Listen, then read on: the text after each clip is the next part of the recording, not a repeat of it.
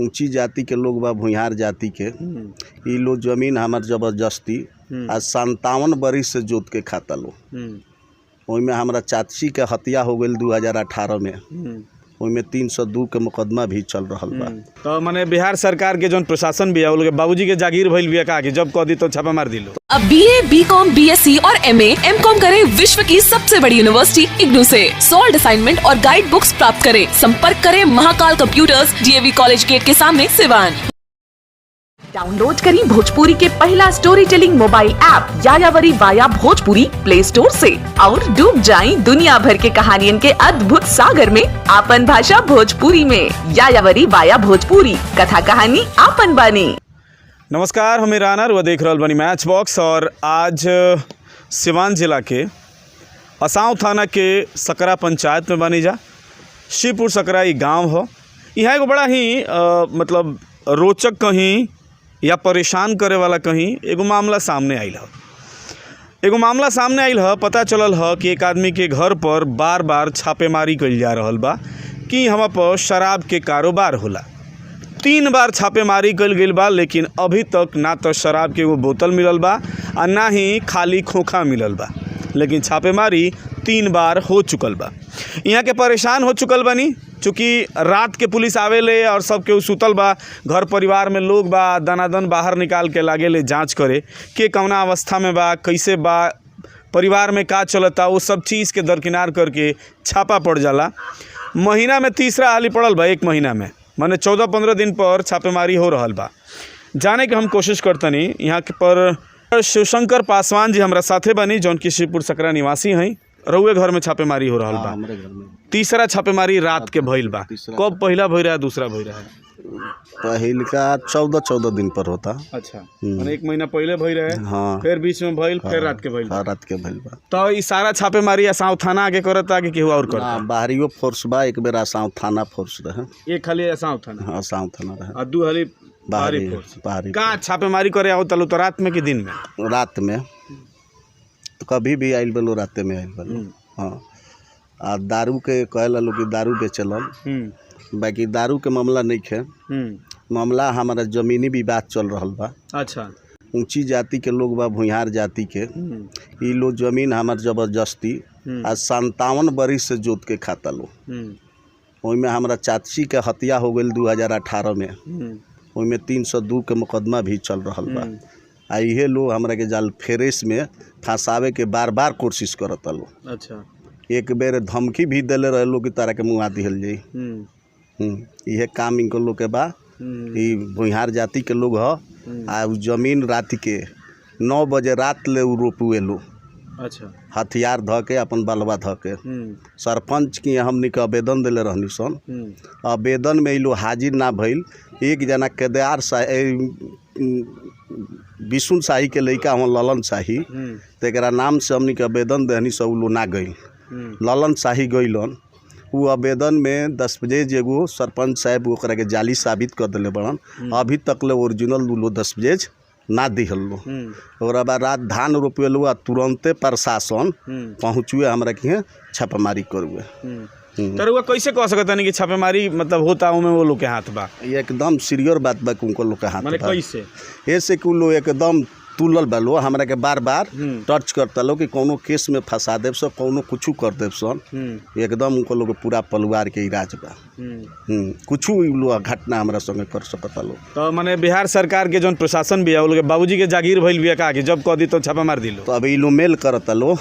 प्रशासन रात कहूए कि मेल करता लो। लो कि अथी के बल पर आब लोग मेल करके हमरा के छापेमारी करावता लो। आ दर्जनों को लो पर केस बा। अपराधी किस्म के लोग बा। ओइमे 50 को जांच कर लिहल जाओ। प्रशासन जांच करे कि वो किस्म के लोग ह कि ना। अगर हम शराब बेचत होखे, अगर शराब के हम माफिया होखे तो हम सरकार से हम आवेदन करतनी जांच करे, मेरे गांव में कहीं पता कर ले।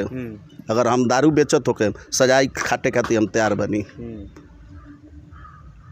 कहीं से पता कर लिहल जाओ। 3 दिन छापेमारी में कुछ ना कुछ नहीं के मिलल। छापेमारी पूरा घर हाँ जांच भइल बा। मतलब 2 हाली हुए पुलिस जब छापेमारी कैलस, फिर तीसरा हाली आइल लो तो लोग गांव के लोग खड़ा ना भइल ना भइल, रात भर रहुए बतकही बराबर भइल बा। हाँ जो लोग गलत साबित करके गइल बा बराबर कि लोग दुश्मनी से कोनो मेल कर रहा है। यह बात तो लोग कहीं उच्च अधिकारी से या कोनो नेता से मिले की कोशिश ना करिए मामला? हमनी के राज विधायक जी से कहूँ, अमरजीत जी से, तो वहाँ के कहूँ कि एसपी के एगो आवेदन दिहल जा। हम आज 8 महीना पहले एसपी साहब की आवेदन दिले रहनी, डीएसपीओ साहब की आवेदन दिले बनी, फिर से डीआईजी साहब की आवेदन दिले बनी। हाँ कौनो हमारा लगे खबर ना आइल, कुछ ना इंक्वायरी कल गई, कोनो कार्रवाई ना कोनो कार्रवाई ना भइल। आ झूठा मुकदमा इलो लादत रहता, बार बार हमरा के टच इलो करत लो। तो जौन कहत नहीं रहुआ कि 57 बरी से जमीन बो के खाता लो, तो ओकर जमीन के कोनो केस वगैरह भी चलता कि ना? वही पर सिविल सूट चल रहा बा। अच्छा हाँ सिविल सूट चलता और इस जमीन परती बिया इलो रात के जोत के जबरदस्ती बोले वालो। तो जोत के बोले वालो तो ओकरा बाद रहुआ कोनो कंप्लेन वगैरह कुछ ना? ना अभी कोनो कंप्लेन नहीं की कहीं, ऐसे कि रात आके पुलिस हमनी के डिस्पर्च कर दी हुए, हमनी के थाना जाए के मौका ना मिली हुए। माने कि तब हमनी के तैयारी करतनी सली तो लोग कुछ ना कुछ डिस्पर्च करता लो, माने हर तरीका से परेशान करे के कोशिश कर तो हर तरीका से हमरा के परेशान कर जाता। कुछ स्थानीय लोग बा जरा से हम बातचीत करे कोशिश करें, काहे कि जरूर नहीं है कि यहाँ के जौन कहत नहीं तो 100% सही हो को, तो कुछ स्थानीय लोग से भी बातचीत करे कोशिश करते नहीं यहाँ के शायद मुखिया प्रतिनिधि बानी ना चाचा? का मामला बाटे आखिर यहाँ पर शराब खातिर छापेमारी हो रहा बा कि यहाँ के शराब बेचे नहीं, साचो बेचे नहीं कि? देखिए शराब बेचने की जो बात आ रही है ये सरासर गलत है ना। शराब ये जहाँ बिक रहा है प्रशासन जानती है, प्रशासन खूब अच्छी तरह से जानती है कि कहाँ कहाँ बिक रहा है, लेकिन इनके साथ जो हो रहा है केवल प्रताड़ित किया जा रहा है इनको। जो भी करा रहा है वो प्रताड़ित कर रहा है। कहीं से ये शराब बेचने वाले नहीं हैं, न शराब बेचते हैं। पूरे गांव में कोई भी आप पूछ सकते हैं किसी भी व्यक्ति से। अब सवाल यह है कि अब जिस समय छापामारी हो रहा है उस समय हम लोग रहते नहीं हैं, हम लोग दूर, हम लोग का घर है यहाँ से। रिपोर्ट मिलता है कि ऐसे हुआ है। अगर रात हम होते तो शायद वो लोग पटना से आए होते तो इलाहाबाद हम लोग भेज दिए होते। हाँ निश्चित था, क्योंकि आप पटना से आए तो कम से कम स्थानीय थाना को तो सूचना देना चाहिए। बिल्कुल ना, आप डायरेक्ट आ गए हैं पटना से यहाँ पर, तो प्रमाण तो दीजिए कि कौन आदमी ऐसा कर रहा है, और नहीं तो उसके साथ में लेकर आइए। और नहीं तो इसका मतलब कि आप बार बार आ रहे हैं, इसका मतलब कि आपको मौका नहीं मिल रहा है। शराब लेकर आते हैं आप ना, और रखने का मौका नहीं मिलता है कि रख करके इनको गिरफ्तार कर लिया जाए। ज़्यादा अगर दोस्ती है तभी ना आ रहे हैं आप जी। कॉल किया जाता है, आप चले आते हैं, इसका मतलब क्या है? मतलब कहीं ना कहीं फंसावे की साजिश पूरा हो रहा है। एकदम बिल्कुल बिल्कुल, इस फंसावेला साजिश पर। और शराब जौन बा बड़ा आसान काम बा, दूर से चला के छत पर फेंक दी दूगो फ्रूटी के पैक, धरा जमिया के काम हो जाए। नीतीश बाबू के तो जनबा तो नहीं है, तोहफा मिलल बा गरीब लोग के ना, ये तोहफे ना हो। प्रशासन खातिर जनबा तो समुद्र के जनबा बैंक के मुंह खुल गई, प्रशासन कमा रहल बिया। प्रशासन ना जानी कि कहाँ बिकाता, बिल्कुल प्रशासन से बाकी रही।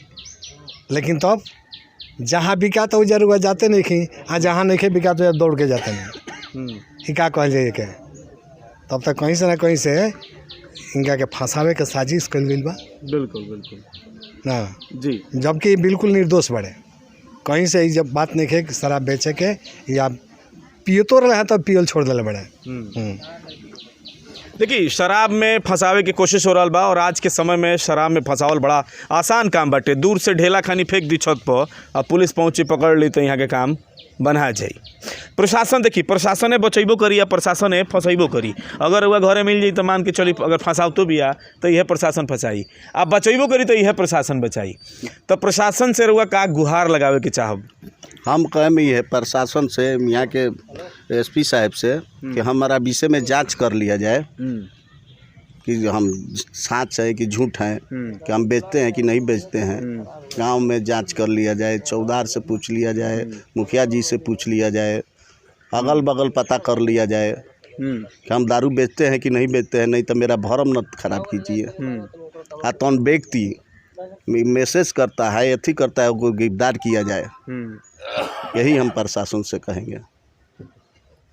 बिल्कुल ये बात के प्रशासन के ख्याल रखे के चाहिए कि केहू अगर मैसेज कर देता तो रुआ एक हाली छापा मरनी, दुइयो हाली मरनी समझ में आता, लेकिन तीसरा हाली छापा मारे खातिर पहुँचल बनी तो ये हमारा थोड़ा सा मतलब सोचे पर आदमी विवश हो जाता कि आखिर कैसन मजबूरी बा प्रशासन के लगे, या प्रशासन के लगे अपन हैंड्स नहीं खे तब प्रशासन कहीं पहुँच जाती है। तो ये पर थोड़ा सा अमल करे के पड़ी। अगर केहू शरीफ आदमी बा, अगर केहू ए तरह के कारोबार नहीं करत, ओकरा घर में रुआ आए दिन आके छापेमारी करतनी तो कहीं ना कहीं ओकरा के अपराधी बने पर हुआ विवश कर रहल बनी। ऐसे प्रशासन से रिक्वेस्ट रही, माननीय एसपी साहब से रिक्वेस्ट रही, या आबकारी डिपार्टमेंट के जो भी डीएसपी साहब बनी यहाँ के वहाँ से भी रिक्वेस्ट रही कि रउआ ठीक बा, अगर शराब के सूचना मिलता तो रउआ अपना लोकल हैंड्स से पता कर ली। अगर सच में केहू कारोबारी बा, अगर यहाँ के सच में ही कारोबारी बनी तो यहाँ के उठा के ले जाई, गिरफ्तार करी, छापेमारी करी, कोनो दिक्कत नहीं खे। लेकिन अगर यहाँ के कारोबारी नहीं खी, अगर यहाँ के कोनो संलिप्तता नहीं खे, ओकरा बाद भी परेशान कल जाता तो ये वाकई में दुखद बाटे। और ए पर रउआ सब पर सवालिया निशान खड़ा होता कि रउआ काहे कौना मजबूरी में पहुँचता नहीं, खाली फ़ोन पर कि माल पर। कहीं ऐसा तो नहीं खेनू कि नोट के गड्डी पहुँचल बा और रउआ छापे मारे पहुँच गए बनी।